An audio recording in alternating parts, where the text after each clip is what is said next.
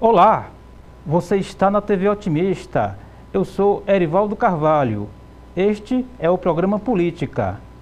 Hoje vamos bater um papo com o consultor político Luiz Cláudio Ferreira Barbosa. Congresso Nacional, qual o balanço do primeiro semestre legislativo em Brasília? Sucessão municipal, os últimos movimentos antes das convenções partidárias. O que dizem as últimas pesquisas de intenção de voto em Fortaleza? Ainda, as principais estratégias para ser eleito vereador em 2024. Estas e outras questões a partir de agora no programa Política.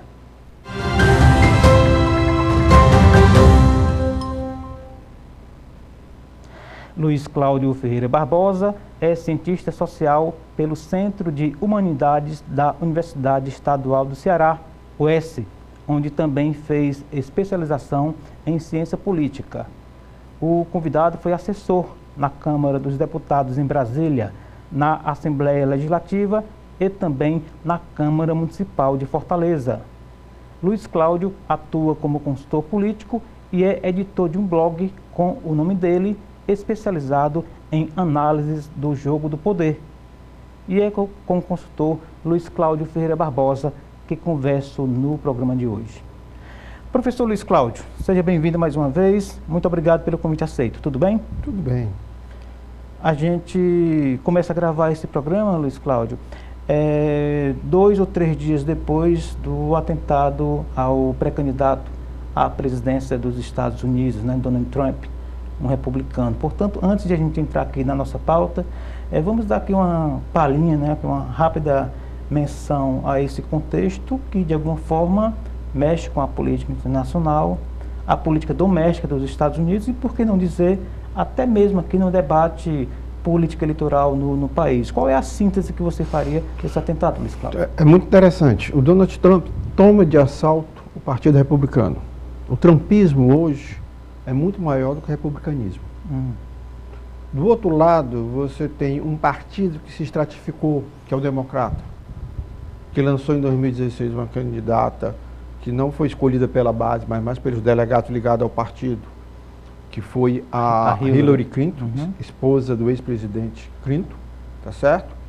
Em 2020, eles tiveram que trazer um candidato que já tinha uma idade avançada, que era o Biden. E agora, em 2014, os democratas estão com esse problema, né? Porque estão com um candidato que demonstra não ter capacidade de comandar o maior país do mundo, a maior economia do mundo dos próximos 4 anos. Isso é muito nítido, tanto na questão da opinião pública. A questão agora específica do Donald Trump é o seguinte: essa polarização política nos Estados Unidos iria desaguar nisso. Não era uma coisa desejada, mas não era coisa imprevista. É um acirramento contínuo que sai do debate e entra na violência, né? Vamos lá. Não tem dúvida que os republicanos têm mais interesse na liberação das armas, no porte de armas. Mas isso não quer dizer que os democratas não possam ter acesso a armas. Quando eu falo democratas, são aqueles setores mais radicalizados. Sim. A pessoa desse ativista político demonstrou que foi mesmo para matar. Não o matou, mas matou pessoas que estavam na plateia e feriu outras pessoas. Exatamente. E sem falar no trauma, né? No caso dos Estados Unidos, que tem um histórico de violência, de lobo solitário, de conspiração, e aí a gente já entra naquela outra discussão do mainstream, né, dos Estados Unidos, que tem ali a liberdade, inclusive de aquisição de arma, a questão democrática, e é algo próximo da gente, né? Quando a gente lembra da facada do Bolsonaro em Juiz de Fora contra o então candidato Jair Bolsonaro, aqui mesmo na vizinha Argentina, a Cristina Kirchner, também sofreu uma tentativa de homicídio, por sorte a arma falhou na hora. Quer dizer que essa relação entre a política democrática e a violência de eliminação do Bolívia, ser Equador, humano, tivemos morte Equador de também candidatos. tivemos. Exatamente. A presidente. Então, são sinais dos tempos, né, Luiz Cláudio? Ou não? Agora o lado mais preocupante, não quero usar a palavra doentio, mas mais preocupante, são as duas bolhas digitais nos Estados Unidos. Os republicanos com as suas versões, os democratas com as suas versões. Esse tipo de política de polarização nos Estados Unidos, ela se reproduz no Brasil, muito semelhante. A bolha digital progressista, está entendendo? E, em alguns momentos torceu que a bala tivesse acertado. E a bolha digital conservadora levantando várias teorias da conspiração. Eu vi mais gente procurando detalhes não em analistas internacionais, não em cientistas políticos, não em jornalistas do seu gabarito, mas em comentaristas de YouTube, de Instagram, tá entendendo? Caras que têm páginas e blogs que não estão condizentes com a verdade, que passam muito mais conspirações do que literalmente uma visão real das coisas. E isso que me chamou a atenção negativamente.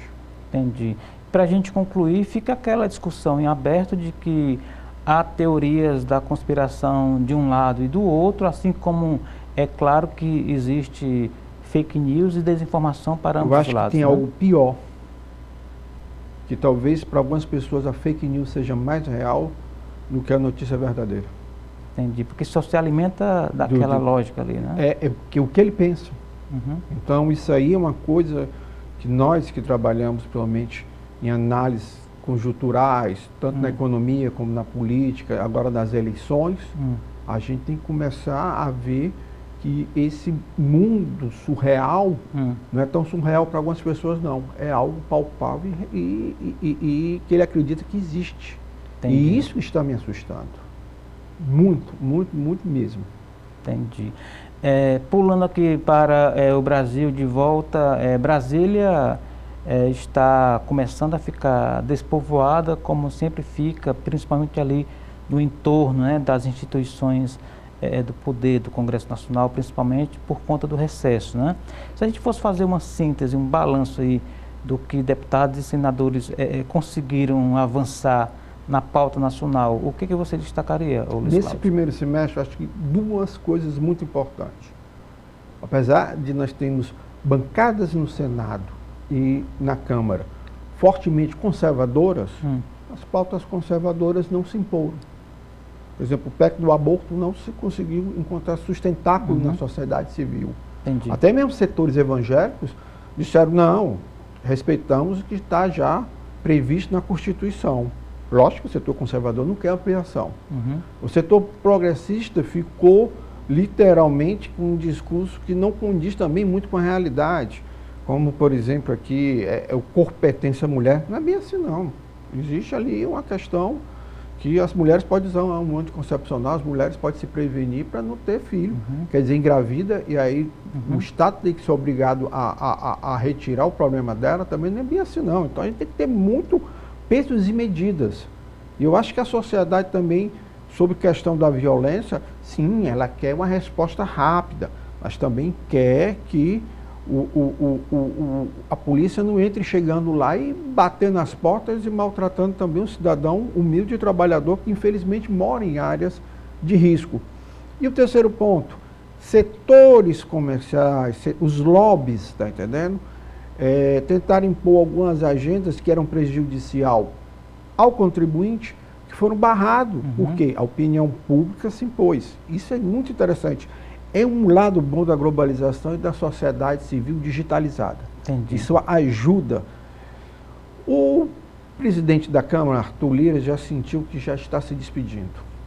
Muito, muito. Ele vai tentar botar ali o Elmo Nascimento. Ali Daqui a pouco o café vai estar frio, né? Não, já está, já está. Porque o recesso já começou com as festas juninas. Em ano eleitoral, né? Ano eleitoral, tá entendendo? A questão lá do orçamento, que a turma chama de orçamento do PIX, é uma coisa que, na minha avaliação, é nefasta para a economia brasileira. É ruim porque o executivo fica muito fraco.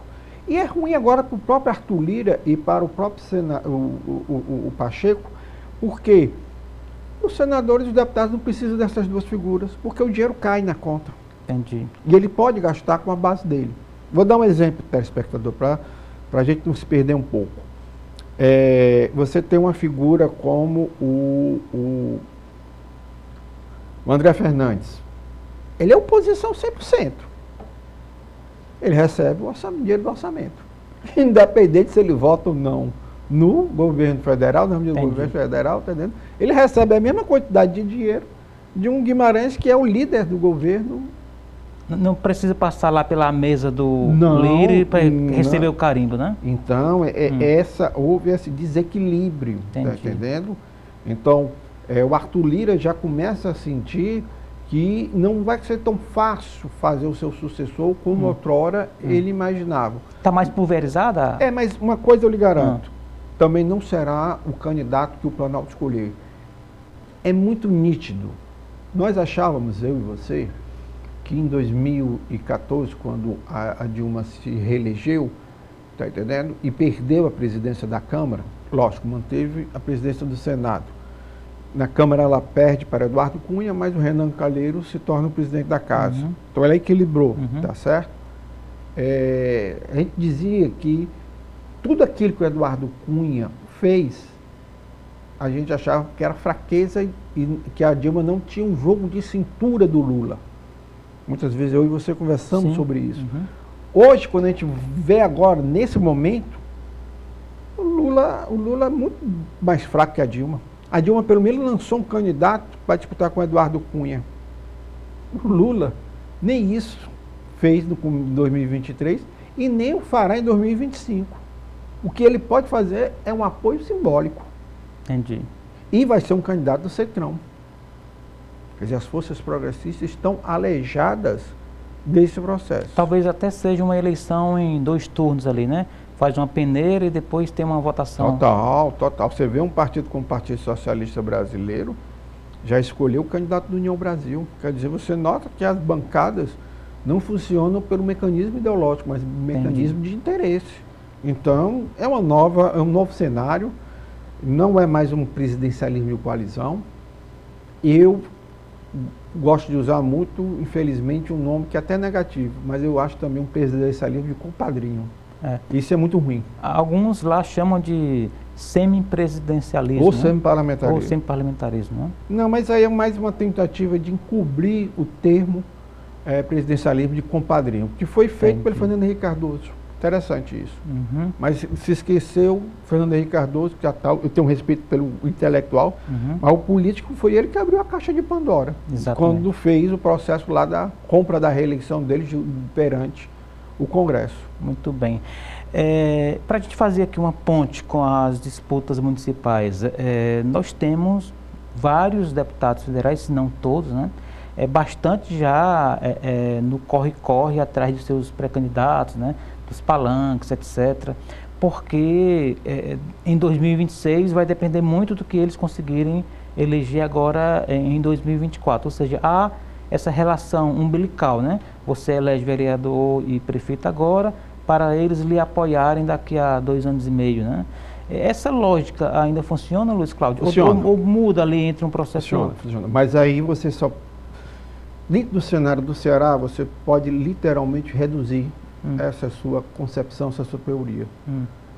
O deputado federal José Novo Guimarães está trabalhando noite e dia para se eleger senador em 2026. Destituindo comissões do Partido Trabalhador dos municípios do interior, colocando lideranças que não têm um perfil nada a ver com o PT.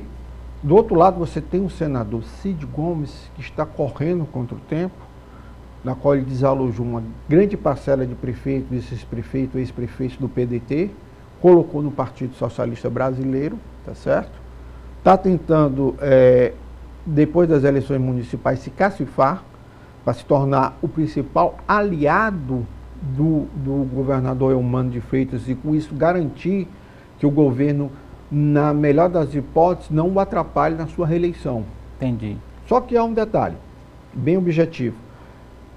As forças progressistas, ao redor de Eumano, Camilo Santana, não fazem os 2 senadores. Não faz.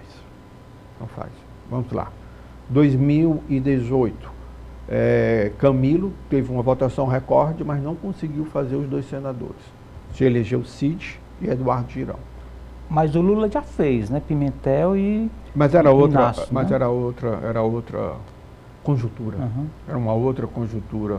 O erro estratégico do Tasso de não colocar um segundo nome para ajudá-lo a ele angariar voto, porque é o seguinte, vai ser uma eleição não que o cara vai disputar 100%, mas vai disputar 200%, porque são duas vagas. Exatamente. Só corrigindo, não foi Pimentel e Inácio, foi Pimentel e Eunício, né?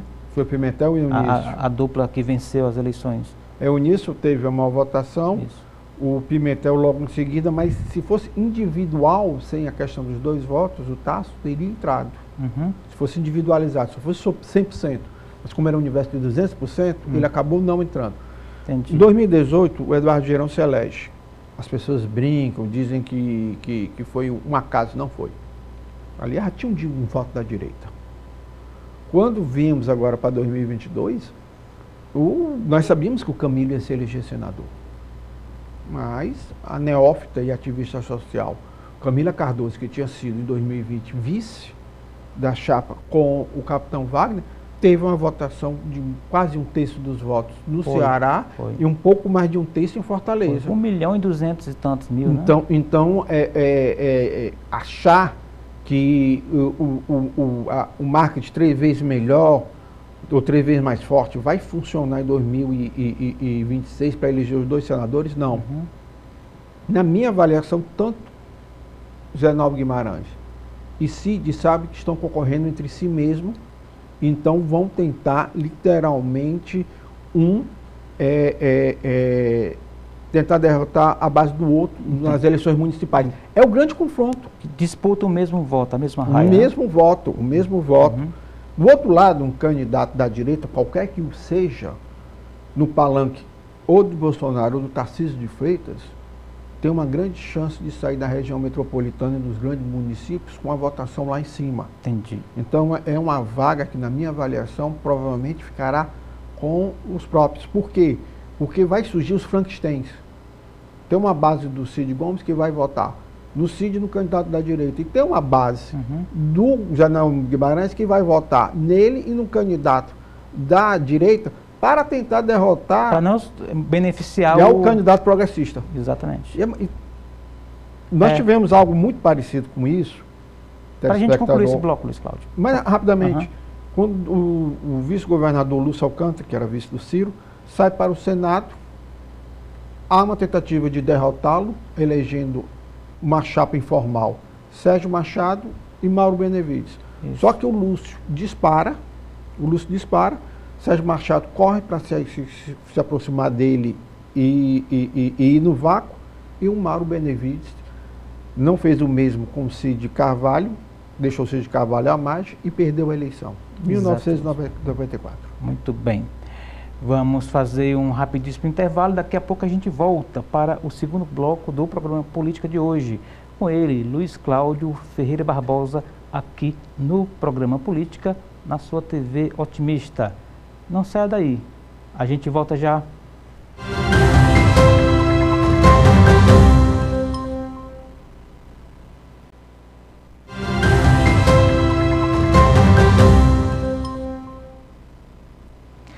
Estamos de volta para o segundo bloco do programa Política de hoje.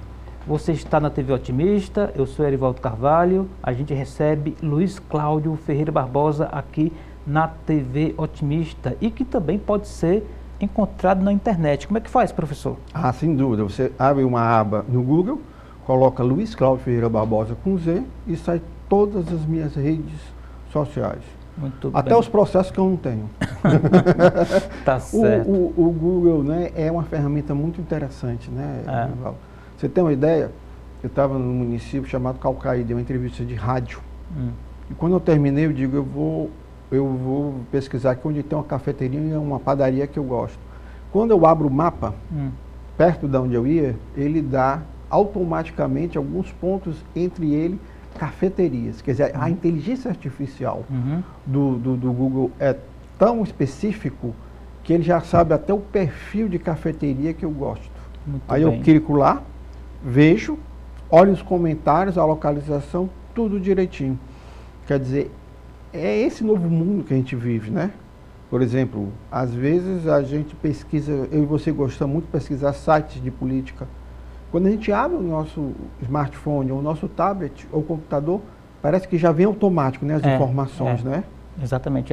O rally dele já mostra assuntos que nos interessam. Exatamente. Nos Estados Unidos, na eleição de 2020, muitos políticos abandonaram a pesquisa tradicional. E o que é que eles faziam? Eles contratavam empresas de marketing digital, elas traçavam naquele município, naquele estado, o perfil do eleitor via Facebook, Instagram e outras redes sociais, como Twitch na época, e ele fazia um quadro aproximado de qual seria o resultado final da eleição. Pasme, 95% dos quadros que eles faziam batiam. Muito mais do que as pesquisas.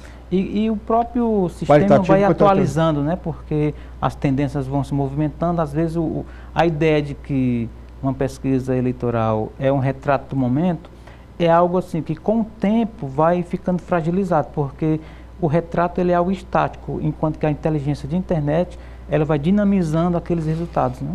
Vamos dar um exemplo aqui, nosso amigo Agriberto Júnior, da Ampla Pesquisa. Você contrata a pesquisa dele para Fortaleza. No seu tablet, ele lhe passa um software que quando as informações estão sendo alimentadas, ele já vai dando um pré-resultado. A evolução dos números. Então você já vai ali tendo noção. Como se fosse uma apuração, né? Pronto, você foi mais cirúrgico, como se fosse uma apuração. É interessante, a nossa passagem aqui em maio, eu brinquei com você e disse, rapaz, eu vou ter que dar uma de mandinar. Porque quando o nosso programa for no ar, virão 2 ou 3 pesquisas na qual eu vou tentar aqui fazer um quadro para ver se eu consigo acertar junto às pesquisas, falar próximo que vamos sair nas pesquisas. Hoje também vai acontecer a mesma coisa. Durante esse início de semana, provavelmente nós vamos ter a Paraná Pesquisa e outras pesquisas que vão sair nos próximos 8 dias. Então, vamos de novo repetir aquele fenômeno. O capitão Wagner, ele tem, na minha avaliação, um piso de 27%. O teto dele é de 33%. A média dele é 30%. Pesquisa Datafolha, 31%. Pesquisa Jangadeiro Ideia, 31%. Ou seja, se não derreter como alguns analistas vaticinam, ele poderá estar no segundo turno. Derrete não. Até isso aí eu tenho que fazer uma autocrítica a mim. 2023, aqui nesse programa eu fiz algumas previsões achando que ele ia se derreter. Mas depois eu fui aprofundar, fazer um estudo sobre ele mais forte. O que eu descobri? O eleitor da periferia de Fortaleza em 2022, faltando poucos dias para se encerrar o primeiro turno, o capitão Wagner fez uma estratégia que para os analistas políticos e para os eleitores da direita foi equivocada. Ele não se abraçou com Lula, com o Bolsonaro. Algumas pessoas até dizem que por isso ele perdeu o voto. Por outro lado, o eleitor da periferia, que é lulista e conservador, que ganha de 0 a 2 salários mínimos, esse cara estava muito preocupado com a insegurança alimentar dele. Ele dizia, poxa vida, mesmo o Bolsonaro pagando tudo direitinho, recebendo essa ajuda do governo federal, eu não sei se ele vai manter, mas o Lula, eu tenho certeza. Quer dizer, ele tinha um recall do Lula muito positivo. Então esse eleitor masculino, de ensino fundamental, tá certo? Católico, na sua grande base, com rendas e trabalho informal, também na sua grande parte, ou então precarizado, ele fez a dobradinha Lula e Wagner. Não foi o Mano que ganhou na periferia com o Lula, foi Lula e Wagner. Quer dizer, o Wagner perde uma parte do eleitorado da classe média tradicional, entre ali 5, 10 salários mínimos, e até entre a classe média alta, 10 salários mínimos para lá. Mas, por compensação, teve aquisição desse eleitorado. O Wagner de 2024 é muito parecido com o Moroni de 2004, 20 anos depois. Que foi o forte dele é a periferia. Aí eu não expliquei ao telespectador acabei atropelando aqui, por que o Wagner é forte na periferia? Insegurança pública. Esse é um debate que o favorece. Mas não vai ser só ele que vai falar de segurança pública, todos estão falando, né? O próprio prefeito não perde a oportunidade de fazer cobranças, investir. Quer dizer que quando você tem um tema desses, importantíssimo, mas distribuído em todos os palanques, embora o capitão Wagner tenha esse perfil de especialista, os louros do debate não irão só para ele, né? Assim, eu concordo em essência com o seu comentário, mas vamos lá. Em 2003, o Dr. Edgar Fux, que não se encontra mais entre nós, era o coordenador da campanha do Moroni Big Torga. Ele me contrata. E no decorrer da pré-campanha, eu acompanho o Moroni, na época deputado federal, que havia trocado o PSDB pelo PFL, tinha sido candidato em 2000, uma campanha curta que ele fez, que ele defendia o reparelhamento da Guarda Municipal e a contratação de 5 mil, um efetivo de 5 mil. Em 2004, quando ele ia para os debates, ia para as coisas e tal, qualquer área, tanto setorial como comunitário, quando se abria o microfone à população, ele só debatia segurança pública. Não que ele não quisesse debater outros assuntos, mas porque a plateia já tinha ligado ele com aquela bandeira. O Wagner não é tão incisivo nesse debate da segurança pública como o Moroni era. O Wagner também discute gestão, discute alguma coisa. Mas esse processo agora, dessa implosão midiática negativa sobre a segurança pública do Estado de Ceará e de Fortaleza, eu acho difícil ele se esvair. Então, uma teoria de que ele começaria a perder musculatura, capital político, a partir do momento que o André Fernandes subisse, não existe. Por quê?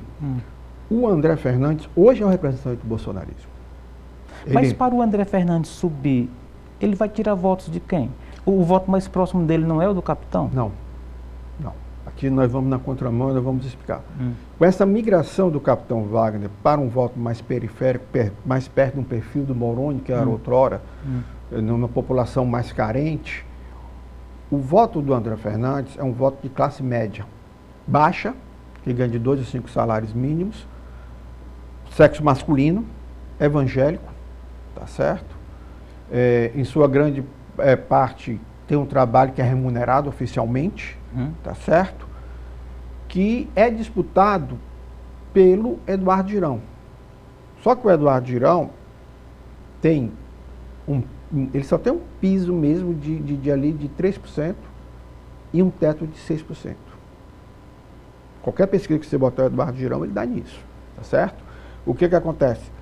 Para o André crescer, ele tem que ir atrás desse eleitor de direita mais escolarizada, tá entendendo?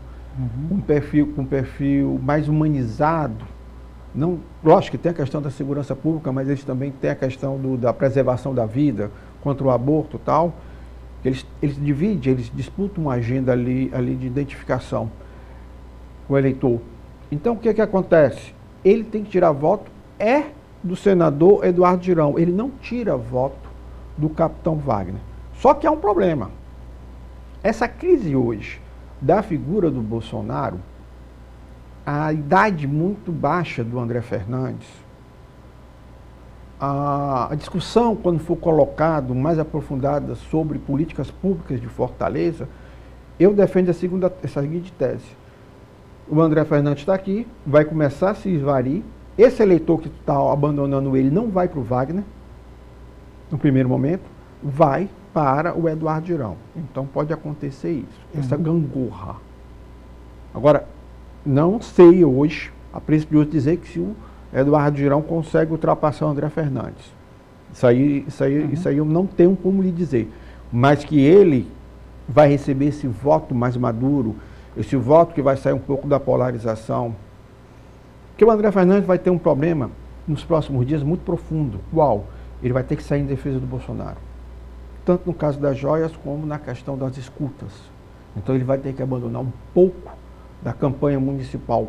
E por que eu estou afirmando isso, telespectador? A questão é simples e objetiva. Ele tem uma mente militante. Ele é um ativista digital da direita. É muito difícil você... Que, aliás, o mais seguido na internet, né? Sem dúvida, sem dúvida. Do outro lado, quem vai disputar o voto com o capitão Wagner nas periferias, teoricamente, seria o prefeito José Sarto. Isso. Em função do poder da máquina... Os tentáculos da máquina. Né? Da máquina, o apoio na Câmara Municipal, tal. Uma administração que é bem avaliado nas pesquisas. Quando você pega o Datafolha, você pega o Jangadeiro Ideia, são os últimos que saíram e foram expostos para a grande mídia, a administração não é mal avaliada, mas o prefeito não é bem avaliado. Entendi. E ele fica na casa ali dos 17% aos 22%. Ele também é interessante. Ele não tem uma média, ele já tem um piso já calcificado ali de entre 17, 18, 19 e pode chegar ali a 22. Seguindo na lista, o Evandro Leitão. É isso que a gente vai entrar nisso. Vai lá. Então, o que é que acontece?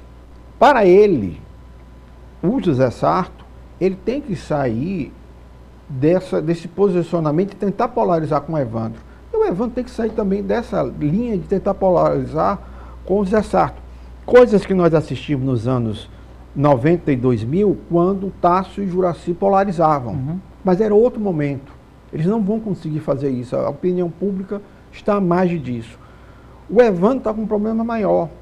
Um eleitor que deveria estar votando no Evandro está votando no capitão Wagner.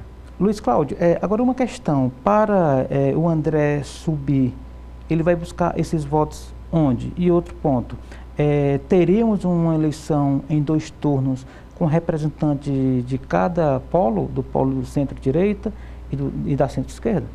É muito interessante esse seu questionamento. Bem objetivamente, existe um senso comum, principalmente na cabeça de alguns ideólogos que cercam algumas candidaturas, ideólogos mesmo, não são analistas políticos, não, são ideólogos, de que o André Fernandes vai subir e o Wagner vai sair. Como eu falei nesse bloco, o voto do Wagner é totalmente diferente de 2016 e 2020. É um voto de um perfil socioeconômico mais próximo das populações carentes que votam em Lula para presidente e estão votando em capitão Wagner por causa do discurso da segurança pública, tá entendendo? Entre outras coisas, também por conhecê-lo melhor, porque ele tem um recall muito grande. O capitão Wagner hoje tem um recall invejável. Seria um voto do dia a dia das pessoas? Do dia a dia, exatamente. Aí o que é que acontece? O coerente é que o André Fernandes precisa ir buscar o voto do Eduardo Girão. O Eduardo Girão tem ali um piso mais ou menos de 3% e um teto de 6%. Então ele varia a votação dele entre 4%, 5%, 6%, em todas as estimuladas que nós estamos tendo acesso. O que é que acontece? O voto do Eduardo Girão é muito parecido com o do André. É um cara de direita que não quer votar no capitão Wagner. Entendi. Não quer. Nesse primeiro momento, nesse primeiro turno. Então, o voto do Eduardo Girão é do sexo feminino, nível superior, renda acima de 10 salários mínimos. Anti-PT, como o André, PT, né? Tem uma agenda conservadora, principalmente defesa da vida, contra o aborto, entre outras agendas identitárias, está entendendo? E que vê no André Fernandes uma pessoa que ainda não está preparado para um cargo tão grande. Então, o que é que acontece? Como eu quero afirmar, o André Fernandes tem um problema muito sério. Ele, como ativista digital, um cara que é muito ligado ao Bolsonaro, quando ele sair na defesa do Bolsonaro, tanto na questão das joias, como na questão da ABIN, da escuta clandestina da ABIN, ele vai perder um time muito profundo e uma parte do eleitorado dele tende a fugir, tá certo? E aí o que é que acontece? O Eduardo Girão é que cresce, não é o Wagner. Também assim como ele não tira voto do Wagner, ele também não entrega muito voto para o Wagner. Agora, lógico, eu não acho que, nesse momento de hoje falando, que o Eduardo Girão em pouco tempo poderá ultrapassar o André Fernandes, mas eu acho que eles ficarão muito próximos. Entendi. Agora aqui uma questão mais matemática. Você tem o André Fernandes precisando levantar os números e indo buscar os votos do Eduardo Girão, mas como você falou, são votos ali na média entre 4% e 5%. O André Fernandes precisaria do dobro ou talvez do triplo para ficar competitivo a ponto de ir ao segundo turno. Vamos lá. Candidatos identitários. 2000, Moroni, com a discussão da segurança pública e buscando só um voto de direita, tirou entre 18% e 20%. Na realidade, tirou 19%, mas você pode arredondar para 20%. Renato Rosene, em 2012, mesmo tendo um mano candidato do PT, que terminou o primeiro turno perto da casa dos 28%, ele tirou algo em torno de 12% a 13% dos votos. Quer dizer, eu estou dando aqui exemplos, claro, de candidaturas identitárias. Como eu falei, o André já chegou ao topo. Ele vai estagnar. Ele não consegue ampliar. Por falar em Moroni, só para lembrar aqui, você que também gosta desses recortes, né? Eu lembro que em uma das candidaturas do Moroni, a deputado federal, né, que ele sempre fazia o recall, né, que se candidatava a prefeito e depois era eleito facilmente ali para federal, ele no PSDB, um dos slogans dele era 45 numa mão e 22 na outra. Lembra que o número dele era 45-22 por ser do PSDB? Não, 45-12. Né? 12, né? Aliás. O doutor Edgar Fux sabia que o PSDB não daria muito tempo de televisão a ele. Ele era vice-governador, Moroni, que foi eleito na chapa do Tasso em 94, mas já em 98 eles já estavam rompidos. Isso. Rompidos, o Moroni muito perto do grupo do Sérgio Machado, teria, eu acho que 2 ou 3 sessões de televisão. Então a ideia do grupo lá que cercava ele, sabe, aí o Heriberto, o Fux e o Moroni... O Heriberto Souza, né? Heriberto Souza. Tiveram a ideia, 45 na mão... 45-12 era. E 12. Isso. Mas, formidável. Mas ele não teve uma votação, passou dos 100 mil. Interessante isso. A grande votação dele aconteceu na primeira, em 90, e em 2002, quando ele pegou o recall como candidato a prefeito, só em Fortaleza, eu fiz o estudo na época, ele tirou 160 mil votos. Ao todo no estado ele tirou 202 mil votos a 203 mil votos.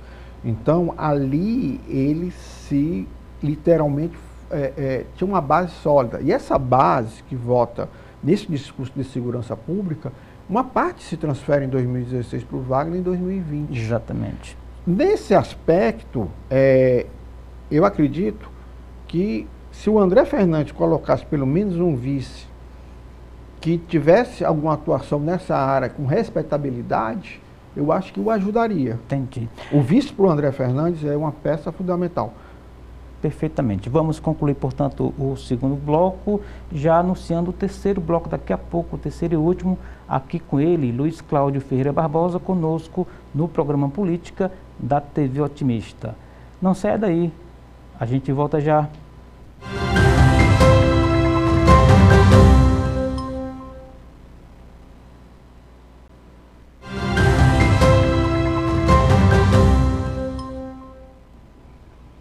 Estamos de volta para o terceiro bloco do programa Política de hoje. Você está na TV Otimista, eu sou Erivaldo Carvalho. A gente recebe Luiz Cláudio Ferreira Barbosa, consultor político, é blogueiro, é cientista social e também é internauta, né? Tá aí nas... Como é que faz para encontrar o Luiz Cláudio? Você abre uma aba no Google, né? Uma página em branco, aí coloca Luiz, com Z, né? Luiz Cláudio Ferreira Barbosa. E sai todos os meus links, tudo. Tá bom. E é interessante, viu, o irmão? Quando a gente acha que a gente tem um perfil, que a gente constrói uma imagem, o nosso avatar nas redes sociais às vezes fala mais por mim e por você do que a nossa concepção de que nós somos, do que nós somos. É muito interessante isso. Isso dá um bom debate. Nós estamos falando no segundo bloco e acabamos não aprofundando. As próximas pesquisas serão muito necessárias, ou então divisores de água, principalmente para o prefeito José Sarto. Serão as últimas antes do processo de convenções, né? Pré-eleitoral, processo pré-eleitoral, né? Pronto, isso exatamente, você falou. Serão antes das convenções. Que começam no dia 20 de julho. Para o telespectador e ouvinte, o Sarto, na minha avaliação, ele tem um piso de 17. O teto dele é de 22. Ele não tem uma média, praticamente variando dentro desse percentual nas pesquisas estimuladas. Vai parar na pesquisa, deve vir outras ainda essa semana ou semana que vem, E fica a dúvida, se a rejeição dele estiver alta, que o estará, se a avaliação da prefeitura estiver boa, mesmo contaminado com a imagem dele, eu acho que a direção nacional do PDT, na figura do ministro Carlos Lupe da Previdência, intervém sim. Entendi. Ele não vai deixar no processo unilateral da decisão do Ciro Gomes de bancar de novo o Sarto, não. Ele intervém. E lógico, telespectador, o candidato escolhido é Roberto Cláudio. Que será ou seria a maior reviravolta do pleito, né? Se as próximas pesquisas que serão produzidas na grande mídia colocar a substituição, aí na minha avaliação será um problema bem maior de administração, de imagem e de candidatura de reeleição do José Sarto. Entendi. Nós temos 2 candidatos, ou pré-candidatos, né? Um da prefeitura representando a máquina e outro do grupo liderado pelo PT, que simbolicamente, politicamente, está representando o governo do Estado. No caso do Sarto, como inclusive chefe do Poder Executivo, ele é um representante e vai variar muito de acordo com a avaliação da máquina, né, da prefeitura. Sem dúvida, sem dúvida. Isso vai acontecer também com o Evandro, ou seja, a votação do Evandro vai refletir a imagem do governo Eumânia de Freitas? Se o Evandro não crescer nessas próximas consultas eleitorais, é ruim para ele. Ele estagnou. Aí o cara disse, não, mas o Evandro ainda vai ser conhecido pela grande maioria da população. Não. Eu já ouvi de um consultor o seguinte, Evandro Leitão já teve pista demais e ainda não levantou voo. Essa frase faz sentido para você? Total. É como se literalmente os pneus do avião dele estivessem vazios, seco. Ele não consegue nem entrar na pista. Entendi. Porque é o seguinte, o Evandro já vai terminar o 4º ano dele como presidente da Assembleia. Se torna uma liderança conhecida em 2022 quando literalmente não apoia a indicação do PDT do Roberto Cláudio, tá certo? Mantém-se fiel a Isolda Sela e trabalha abertamente para Eumânia de Freitas. Consegue na justiça a saída do PDT, que foi uma outra novela que colocou ele no centro das discussões, tá certo? Não vai para o PSB, demonstrando que não é um cara... que é fiel ao Camilo? Não, ele é fiel ao Camilo, Eumânia e José Nova Guimarães. Ele não é fiel ao Cid Gomes. Isso ficou claro. Ele não rompe só com o Ciro Gomes. Ele também se distancia do Cid Gomes. E o que é que acontece? Várias vezes em Brasília ao lado do Lula, só que nós temos foto do Lula e dele aqui no Ceará e em Brasília. Então, não é um cara que não investiu em marketing pessoal. Investiu, sim. O que está acontecendo na minha avaliação? Quando a gente vê o evento do MDB e o senador Eunício de Oliveira diz que abre mão de indicar o vice dele, eu já achei algo ruidoso e perigoso. Quando ele vai para o evento do Partido Socialista Brasileiro, direcionado ao município de Fortaleza, o Eudório e algumas lideranças vão, e o Cid não vai. E o mais interessante, Eudório diz, o cargo, a indicação do candidato na chapa majoritária do PT é uma decisão deles.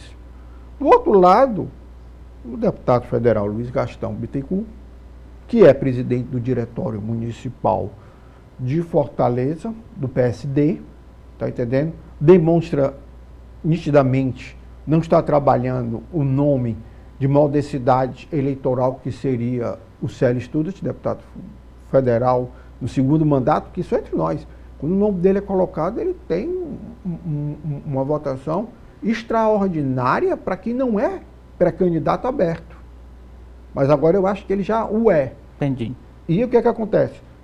Se ficar demarcado que vai acontecer, do PSD indicar a ativista social Cláudia Brilhante como vice, é muito direita. É muito direita essa chapa PT e PSD. Entendi. Sabe? Eu acho que fecha as portas demais para o Evandro, num setor um pouco mais esquerdistas ou mais progressistas, acostumado a ter um candidato, uma opção eleitoral. Entendi. Esse terceiro bloco está um pouco mais curto, portanto vamos picotar aqui um pouquinho o tempo. qual é o seu olhar para Caucaia, a única cidade depois de Fortaleza que poderá ter segundo turno? Sem dúvida. Quando a Jangadeiro faz a pesquisa Jangadeiro Ideia, muitas críticas porque a pesquisa está errada, pesquisas internas que foram feitas lá, candidatos estavam com maior potencial de voto. Na pesquisa Jangadeiro Ideia, o que acontece? Naomi tem entre 22%. O Coronel Aginaldo tem 20%. A Emília Pessoa teria na casa dos 15%, 16%. E o Catânio tem na casa dos 10%. O Catânio é o Evandro de lá, né? Ou seja, apoiado pela máquina, mas ainda ali em quarto lugar, etc. Né? Não, é muito mais profundo hoje analisar o Catânio. O Catânio é um candidato que vai ter o aval da direção nacional do Partido dos Trabalhadores. Raiz, né? Porque é o seguinte, se acontecer o não crescimento da candidatura do Evandro Leitão, uma parte dos militantes e dos ativistas políticos, militantes petistas e ativistas políticos que rondam a influência do Partido dos Trabalhadores, eles caem para Caucaia. Aí, pasme, eu vou lhe dar aqui um outro dado que é a primeira vez que eu vou falar. Se a candidatura do André Fernandes não decolar, também uma militância bolsonarista e que ronda ali o PL vai para Caucaia. Vai para Caucaia. Agnaldo, né? Agnaldo. Então, o que acontece? Vamos ser bem objetivos. Lá são duas gangorras. Quando o Catânio começar a subir, a Emília cai. Porque ambos disputam o mesmo voto da base governista. O eleitor de Caucaia não vê a Emília Pessoa, a deputada Emília Pessoa, como uma candidata de oposição. Esse esfera já está ocupado tanto pelo Naomi como pelo Coronel Aginaldo. Então ela disputa voto dentro de um eleitorado que deseja a manutenção das políticas públicas, mas não deseja o continuismo de figuras ligado ao Vitor Valim. Entendi. Do outro lado, você tem um Catânio que tem um apoio da máquina, vai fazer o continuismo, mas não quer o Vitor Valim do lado dele. E não vai ter dificuldade de se explicar de que o Vitor Valim está votando só nele, mas ele não está recebendo do Vitor Valim. Voltando a repetir, se ele subir, ela cai. Entendi. Se o Naomi começar a cair, não é o Catânio nem a Emília que vão se beneficiar, não. É o Coronel Aginaldo. Ele vai crescer, tá entendendo? Ele já tá, na realidade, eles já estão aqui. Se o Aginaldo crescer um pouco mais, literalmente, ele vai representar um voto de protesto e um voto de mudança total. Aí o cara diz, mas ele mal conhece Caucaia. Não. Aí é um processo de um eleitorado que já está consolidado, que deseja mesmo uma mudança radical lá. Vamos dar um exemplo. O Vitor Valim também chegou em Caucaia de paraquedas. Se elegeu deputado estadual em 2018, não se sentiu bem na Assembleia e acabou optando para fazer essa aventura lá em Caucaia, da qual o governador Eumano de Freitas também fez. Então, esse é o cenário hoje de Caucaia. As duas gangorras, para finalizar. Naomi e Aginaldo, eles estão aqui já. Então, se o Naomi cair um pouco mais, o Aginaldo que sobe. Entendi. Se a Emília cair, com a máquina funcionando a favor do Catânio, acontece isso. Aí nós vamos ter uma polarização não nacionalizada, mas uma polarização artificial entre PL e PT em Caucaia. Entendi. Voltando aqui para a capital e olhando para a Câmara Municipal, o Luiz Cláudio, é um jogo difícil, né? Você disputar uma cadeira ali de vereador. Eu estava vendo o artigo que o Otimista fez agora nessa segunda-feira, dia 15. Rapaz, impressionante. Inclusive a manchete do jornal, né? Inflacionário. Inflacionário, lógico que não. A maior bancada ali talvez seja do PDT com 9, podendo no máximo chegar a 11. O restante das bancadas, elas vão se diminuir a passar do tempo, o potencial de voto. Primeiro, se a manutenção da candidatura do Zé Sarto acontecer, o que é que vai acontecer? Vai influir nos partidos pequenos. Os recursos que iam para eles não vão. Porque o Sarto, lógico que a cúpula dele vai investir mais para eleger uma bancada forte do PDT. Partidos como PRD, Cidadania, PSDB, vão perder votos. Então vão diminuir a perspectiva, a G36, vão perder a tal. Os candidatos que apoiam o Evandro Leitão, como PSD, Republicanos e outros, mesmo com as verbas partidárias e eleitorais desses partidos, esses presidentes estaduais vão preferir eleger mais prefeitos, que é sinônimo de eleger deputado estadual e federal, do que literalmente eleger vereador em Fortaleza. Então isso também cai. E para finalizar, na minha avaliação, você tem ali um Sarto, você tem ali um capitão Wagner, que de uma hora para outra, o vereador da base governista do Sarto, ou o candidato sem mandato da base do Sarto, quando vê esse voto na periferia muito forte do Wagner para casar com dele, ele vai fazer uma campanha neutra ou então vai fazer uma campanha branca junto com a figura do capitão Wagner. E no outro caminho, os vereadores do PDT que não têm acesso ao Wagner e não conseguem fazer esse meio de campo, eles podem ir para o Evandro Leitão. Por quê? Porque o Evandro Leitão, por ser presidente da Assembleia, sempre manteve uma cordial relação com a Câmara Municipal de Fortaleza. Exatamente. Então, os vereadores que são ligados ao Sarto, alguns deles podem começar a fazer campanha para o Evandro Leitão. E lembrando que o voto de vereador, na média geral, é o voto decidido depois que se decide o voto para prefeito.